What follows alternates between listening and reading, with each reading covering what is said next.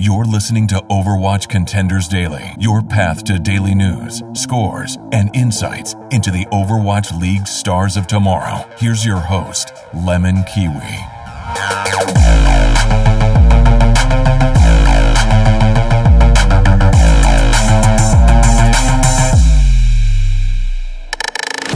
Overwatch fans, hope the Wednesday is going well. This is Overwatch Contenders Daily, and I'm your host, LemonKiwi. Today's guest is a good one. It's the return of bye week, literally, as Rusto. Shawn Bischoff, their new coach and manager, will be joining me today to tell me, is their team still a meme team? That's what they were known last season, but you could tell they are improving based on how well they did in trials, as they have made their return. So I'm going to ask them some questions on what they're expecting in the current season and maybe what they've been working on since then. But before we get into my interview with Rusto, let's go over some Contenders news because there's a lot of big things happening. Let's start with North America.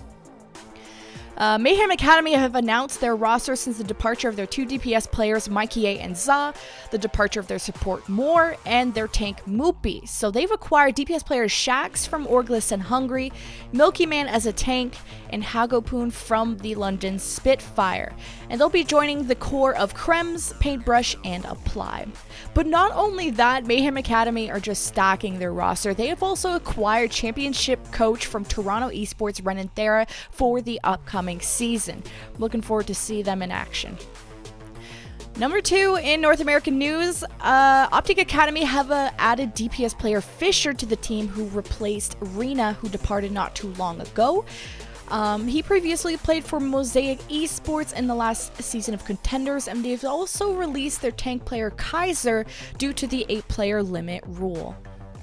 And third and final in North American news, this is a big deal, to be honest. Envision have announced their release of their Overwatch team, and this was a Contenders team in NA. So, co-founder and director Artur Minikov stated that he was just not happy with the team, with how the team was treated, and no other details other than that. It is unknown if their spot will be bought by someone, or if their spot will go to the 5th Trials team, and that would be Mirage Esports. But I guess we will find out soon enough.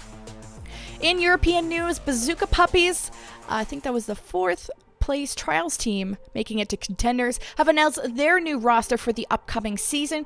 They've announced the departure of Morsi, Sani, Hypnot, and Awkward, and they've acquired Flex Tank Meaty and I'm Trisphere as support, and they moved Mirror to the DPS role. Barbecue and Sit were also announced as subs for the roster, which is pretty stacked, to be honest. Second in European news, EU Contenders team Young and Beautiful have announced their Contenders team roster, including the addition of Dids, Matt, Danny, and Exarath. And I'm going to butcher everyone's names, get ready.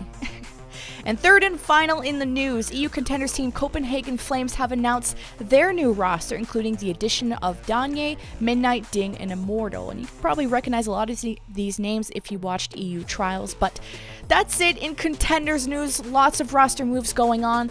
But now that that's over, let's get into my interview with Shawn Rusto Bischoff from Bye Week.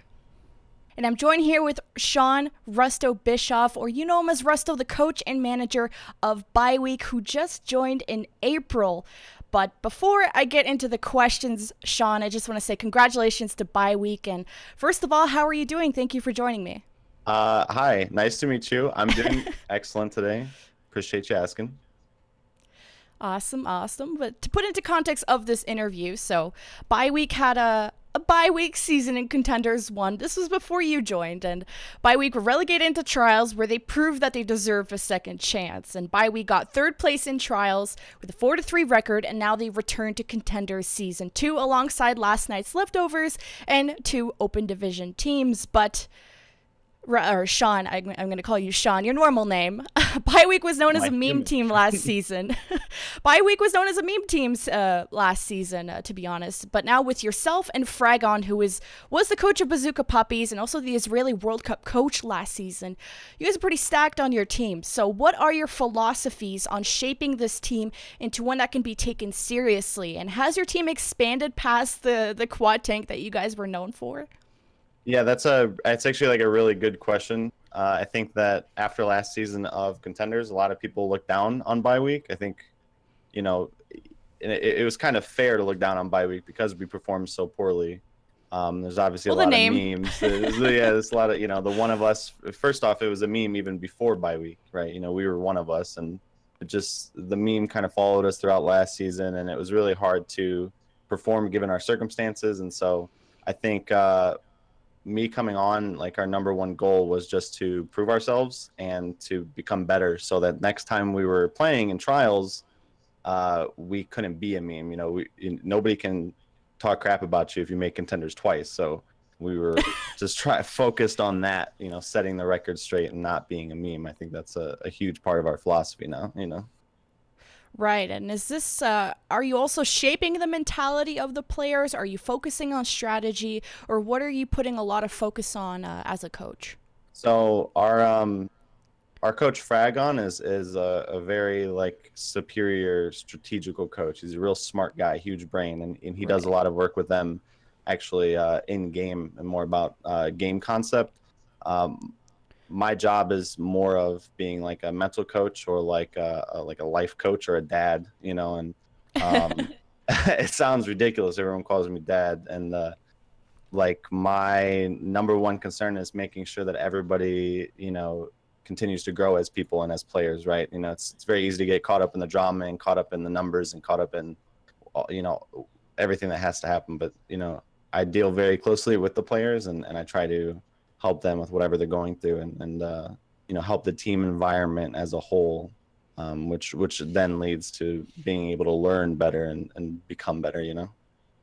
But I like how you guys are two different dads. You got your strategy dad, and you're like the mental dad, where you do need that foundation. It can get really stressful, trying to prove yourself, trying to get to the Overwatch League, getting put behind, and just kind of becoming down on yourself. And at least you have two coaches, so one can do one, and you can focus on being dad. And of course, you're probably helping in the strategy and other departments. But since you guys have at least improved from last season, you're winning games, everything's looking much better. I think there's a better mentality with the players as well.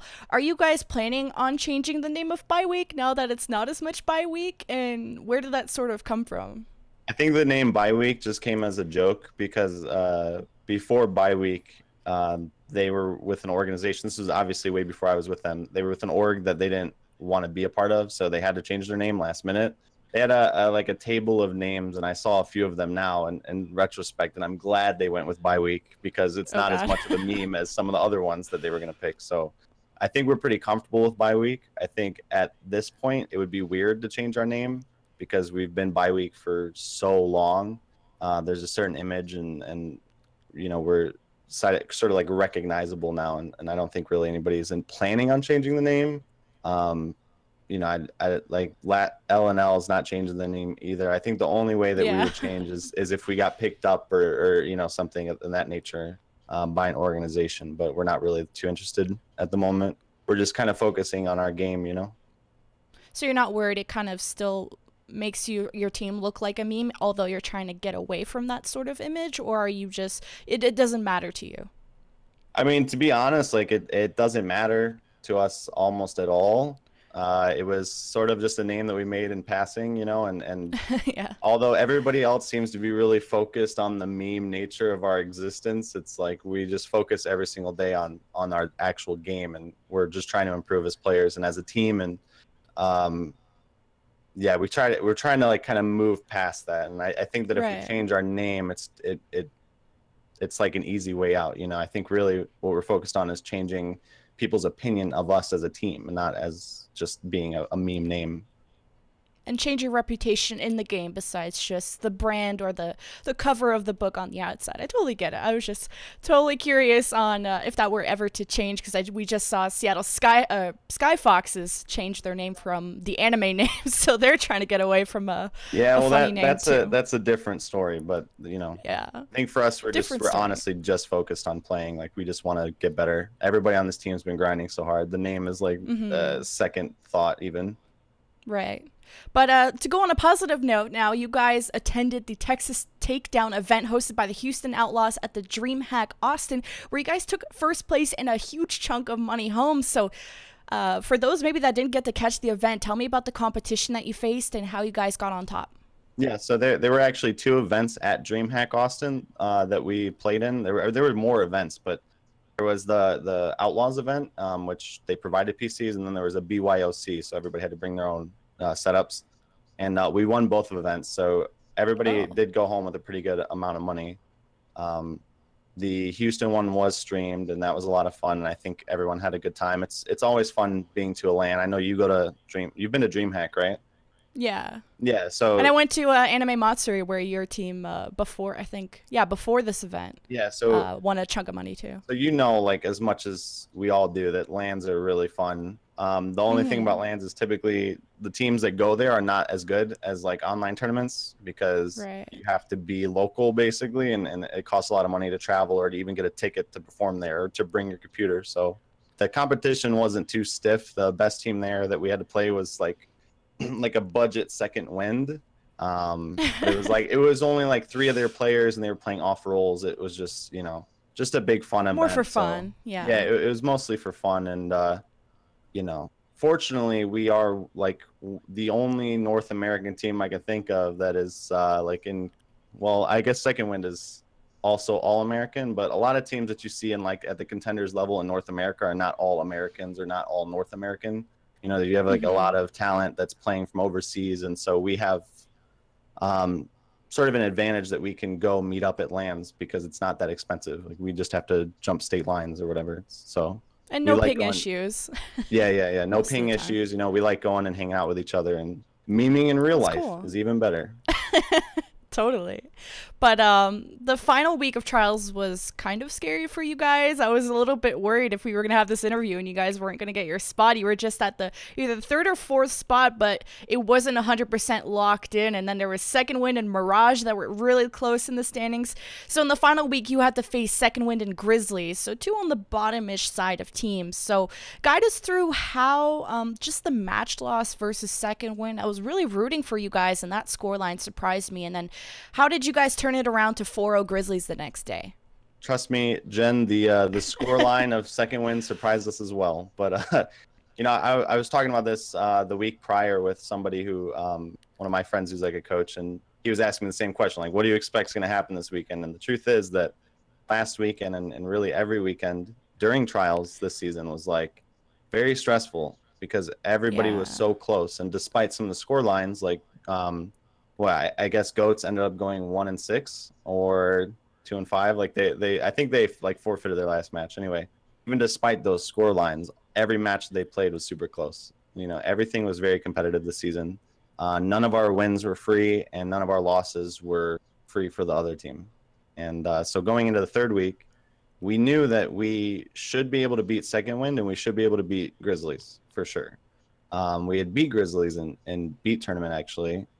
And so we had high expectations, but we also knew that, Second Wind was a team that was going to give us problems because we had scrimmed them before, and we knew that they were very capable of taking maps. And so I think on game day, we just weren't totally mentally prepared, and we dropped 3 maps, and suddenly we're put in a situation where if we lose another game, our last game, we're out, and if we win, we're in. It was pretty much like a guarantee, right?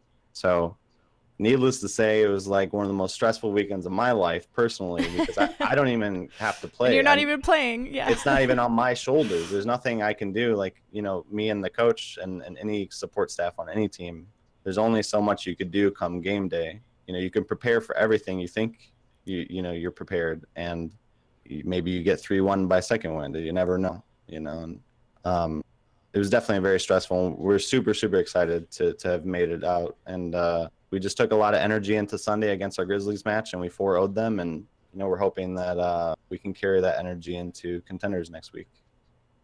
So what did Second Wind do in their match? Was it just you guys were making a lot of in-game mistakes and it happened that way? Or what's scary about Second Wind? I think I don't really know what it is about Second Wind that makes them successful as a team. Like, we've done so much analysis on all these teams, and the only thing that we come up with on Second Wind is they just have talented players, and so they catch you off guard. They'll run weird comps, and they'll pull out Doomfist, and then you think, oh well, they have a Doomfist, this is easy, and then they full hold you, and you're like shocked, And they're just one of those teams, like they just will. I don't know if they just get really high energy and they just catch you off guard, but we had done all the preparation that we thought we could, and maybe we missed something that we should have noticed, but it wasn't like a mental game that we lost or anything. They just straight up played better than us. And of course, they are now in Contenders, and maybe we have to face them in playoffs. And if that's the case, we're going to try to come a little bit more prepared. But yeah, they're just a good team. At least mentally prepared. Yeah. And the thing about second win that's so funny to me is when Open Division was like in the final week, a couple players on our team even said, like, I think it's going to be second win that pops off and gets to Contenders this season. Mark my words, right? And it was kind of like really? a joke. Yeah, it was kind of like a joke because, with all due respect to everybody on that team, nobody really expected them. They were kind of the wild card team.